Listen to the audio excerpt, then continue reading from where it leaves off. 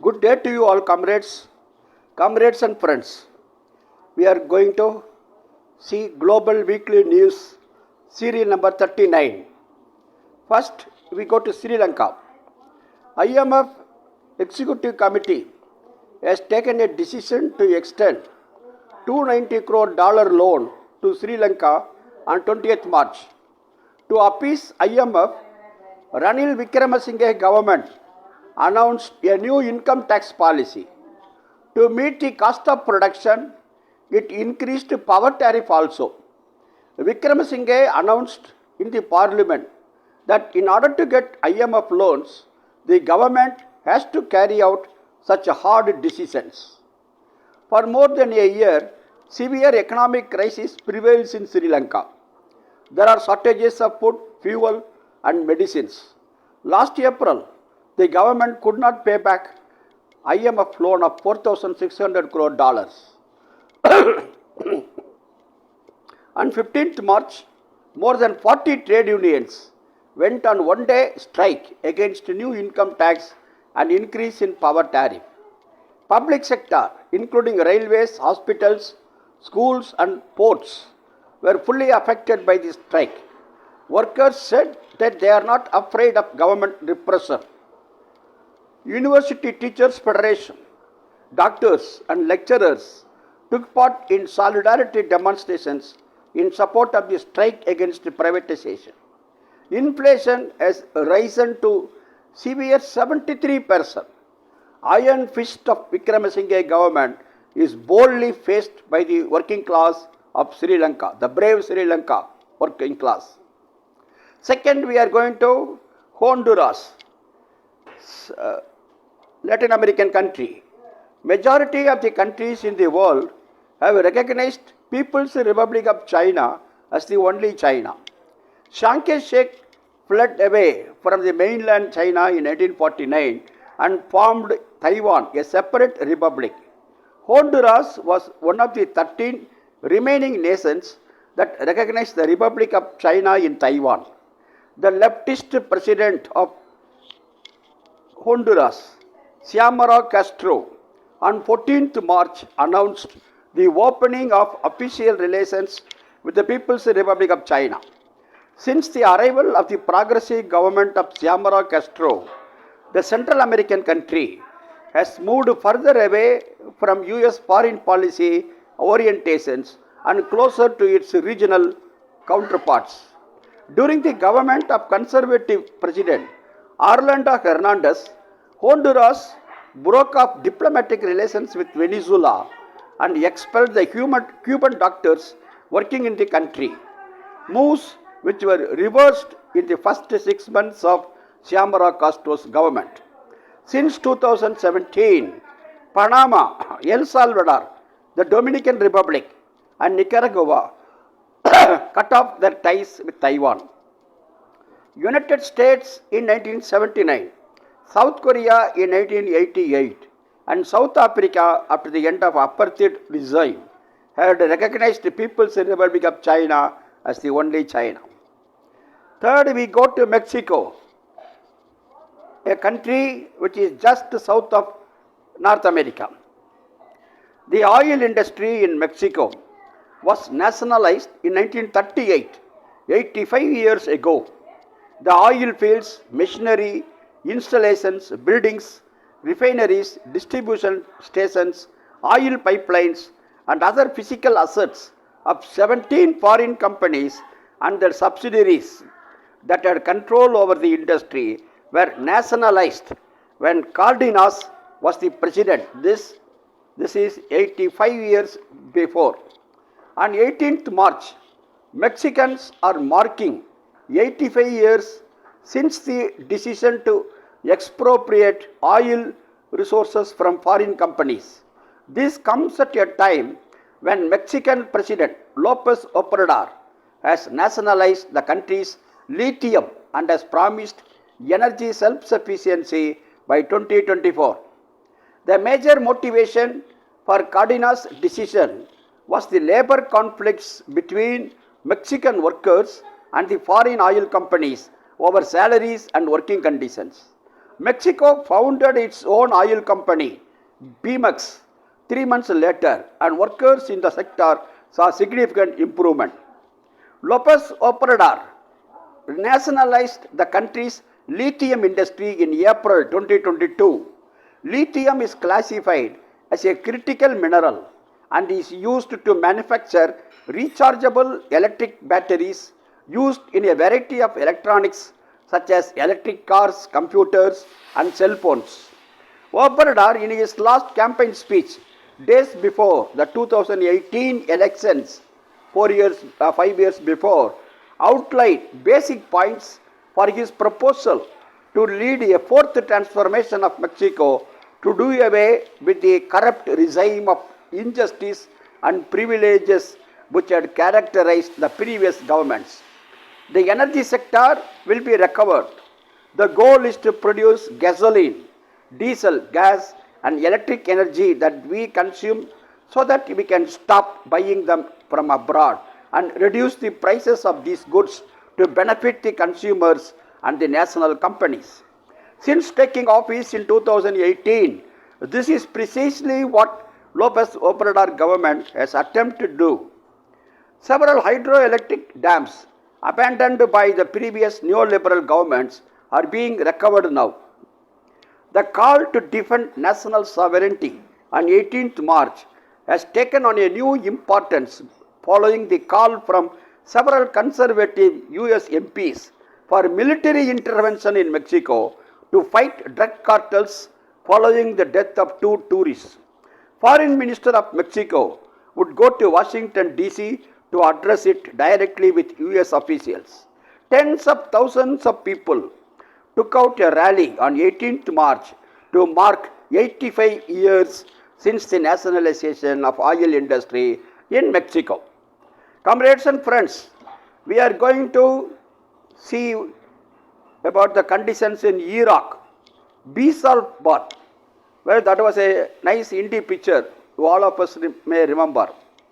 20 years before, on 20th March of 2003, United States invaded Iraq. Iraqis have not seen respite from its implications with occupation, sectarian violence, fanaticism, and corrupt and inefficient governments sustained by persistent imperialist interventions marking the last 2 decades. The invasion and the chaos caused to our death of 10 lakh Iraqis and destruction, but also led to the creation of a highly unpopular ruling establishment. Control over Iraq's natural oil and gas reserves was the primary motive of US invasion of Iraq. However, the US administrator of George Bush, under whom the invasion took place, made every effort to portray it as a necessary step for global security and the promotion of democracy.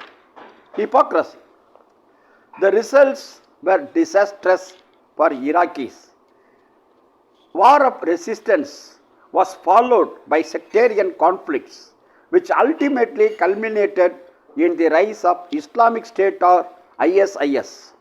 The invasion of Iraq resulted in a never-ending series of violent events that are still continuing today. Amidst this prolonged chaos, the day-to-day problems of around 4 crore Iraqis, poverty, unemployment, health, and other such concerns have not been addressed. The US-led invasion was based on a completely baseless, fictitious claim of Iraq posing a threat to global security with its stocks of hidden weapons of mass destruction. This assertion was made on the basis of the military and economic might of the United States and its hegemonic control over the means of propaganda, the media.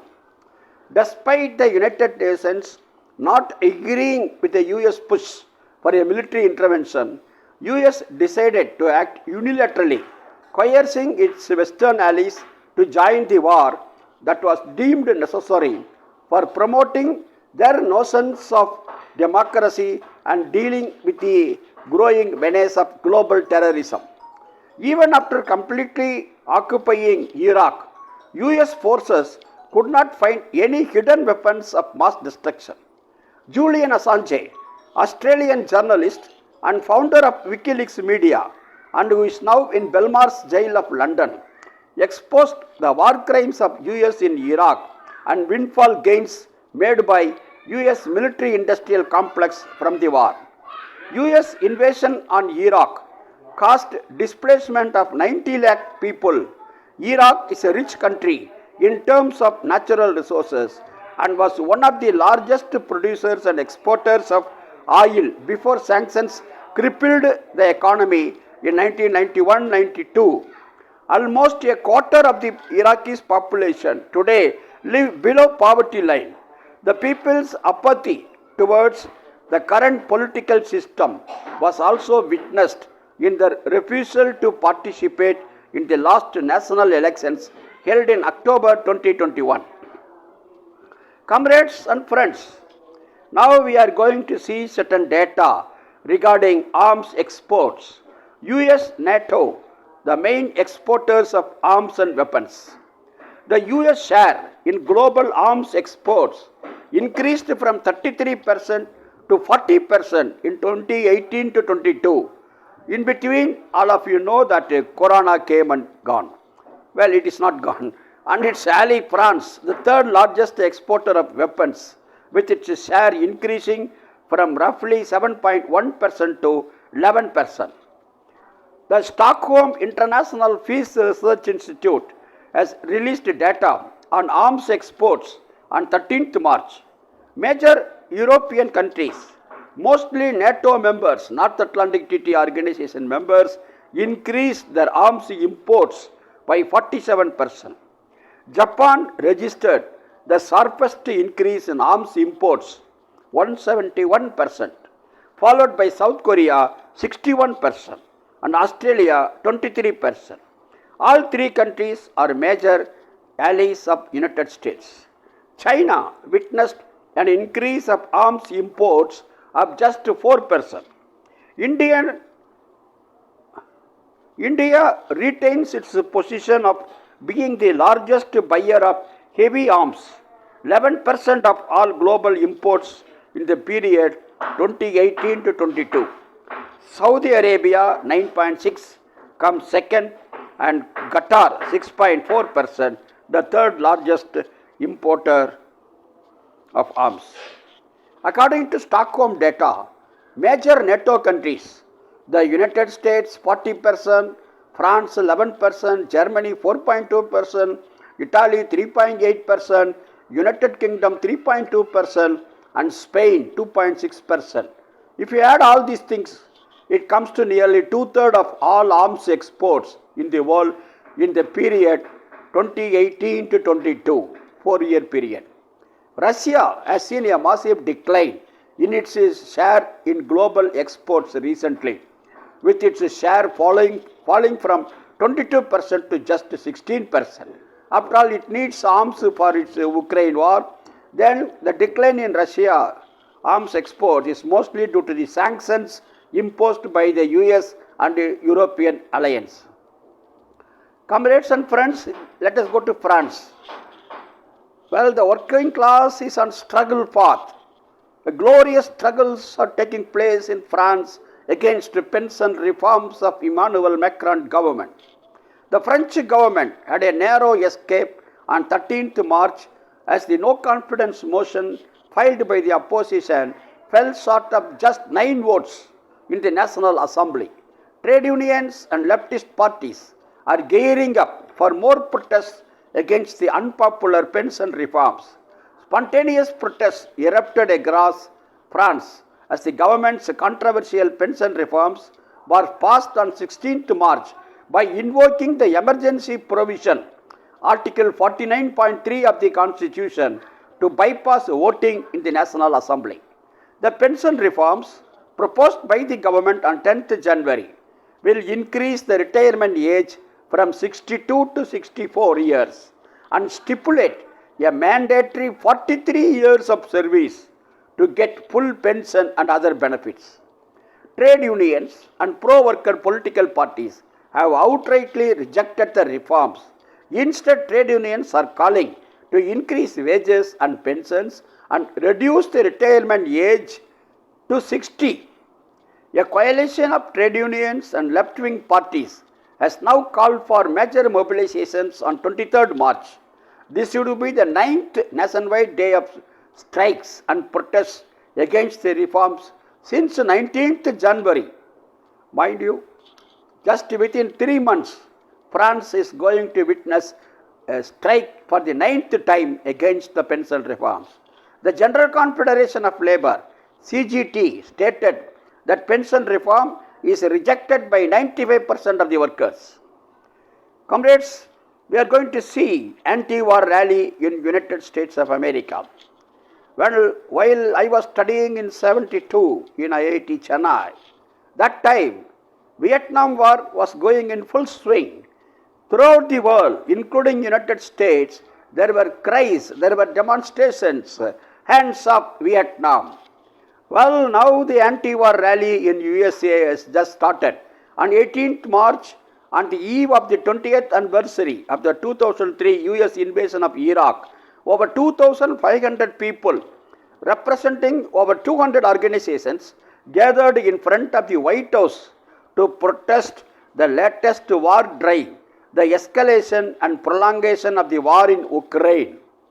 You know, Ukraine and Russia would have ended the war by April of last year itself by negotiations. Then US and UK, they intervened, they want prolongation of the war so that they can jolly well sell their arms and weapons and make windfall profits. This is capitalism. Capitalism is barbaric. Imperialism is still more barbaric. The leader said that people are hungry and suffering in United States because more than 50% of the budget every year is thrown at the Pentagon for weapons that don't work, for idiotic wars that make us less safe. Brian Becker, another leader, spoke in the rally. This is a proxy war, but it is a dress rehearsal for bigger war that the US intends to wage to weaken Russia, to topple its government, to go to war and have confrontation with China. We are determined. We are going to build a new movement. This movement is not ending today. This movement is beginning today. Comrades and friends, all the capitalist governments, they always intend to pass anti-worker, anti-people, anti-national bills. Just like that, United Kingdom recently has come with illegal migration bill. More than 15,000 people marched across the United Kingdom in opposition to the Tory government's illegal migration bill as well as to resist racism on 18th March. The event organized by Stand Up to Racism was supported by all major trade unions in the country. In Glasgow alone, more than 3,000 people marched in the streets. UK government shall not discriminate refugees from Ukraine, Iraq, Afghanistan and African countries. Nobody can divide us black, white, Asian, Jewish, Muslim, Hindu, Christian and atheist in the name of racism. If the trade unions, workers and anti-racists unite together, we can very well defeat foreign racism. Black Lives Matter, well, that movement continues till today. Rightist forces are rising in the entire Europe. Palestinians are being oppressed. But changes do occur, will always occur. We witnessed the defeat of Donald Trump. We witnessed the defeat of Bolsonaro in Brazil. And we saw the victory of Lula da Silva, the leftist president of Brazil. UK government is spreading false propaganda that 10 crore refugees will seek asylum in United Kingdom. Only 1% of the world refugees take shelter in United Kingdom. Comrades and friends, Libya.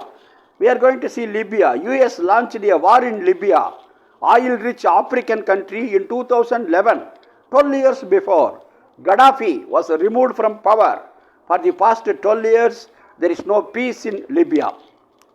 And 10th Chinese President Xi Jinping was on a state visit to Moscow on March 22.